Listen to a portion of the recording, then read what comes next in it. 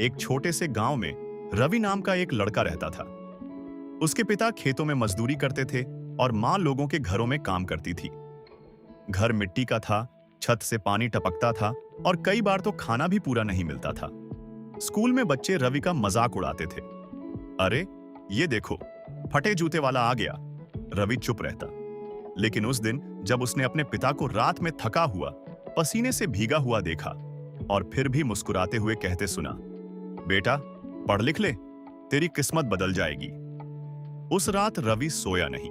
उसने ठान लिया, गरीब पैदा होना मेरी गलती नहीं है, लेकिन गरीब मरना मेरी जिम्मेदारी होगी। अगले दिन से उसकी जिंदगी बदल गई। वो सुबह 4 बजे उठता, स्कूल जाने से पहले अखबार बांटता, शाम को चाय की दुकान पर काम करता, रात को स्ट्रीट लाइट के नीचे बैठकर पढ़ाई करता। लोग हंसते थे, कहते थे, अरे, तेरे बस का नहीं है ये सब। लेकिन रवि को अब फर्क नहीं पड़ता था। उसे पता था कि उसकी हालत अस्थाई है, लेकिन उसका सपना स्थायी है। 12वीं में उसने पूरे जिले में टॉप किया। स्कॉलरशिप मिली, शहर के बड़े कॉलेज में एडमिशन मिला। कॉलेज में भी उसने पार्ट टाइम काम किया। कई बार भूखा सोया, लेकिन हार नहीं मानी। धीरे धीरे उसने अपनी पढ़ाई पूरी की और एक दिन अपनी खुद की कंपनी शुरू की। पहला साल मुश्किल था, दूसरा साल संघर्ष भरा, तीसरे साल उसकी कंपनी ने लाखों का मुनाफा कमाया।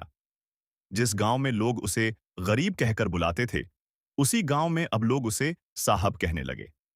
एक दिन रवि अपने पुराने घर के सामने खड़ा था। उसने अपने माँ बाप के लिए पक्का घर बनवाया, गांव के बच्चों के लिए एक लाइब्रेरी खुलवाई। किसी ने उससे पूछा, रवि, तुम्हारी सफलता का राज क्या है? रवि मुस्कुराया और बोला, मैं गरीब पैदा हुआ था। वो मेरी गलती नहीं थी, लेकिन अगर मैं बहाने बनाता रहता, मेहनत से भागता रहता, तो गरीब मरना मेरी गलती होती। दोस्तों, जिंदगी हमें शुरुआत नहीं चुनने देती, लेकिन अंत कैसा होगा, ये पूरी तरह हमारे हाथ में है। हालात चाहे कितने भी कमजोर क्यों न हों, अगर इरादे मजबूत हों, तो किस्मत भी झुक जाती है।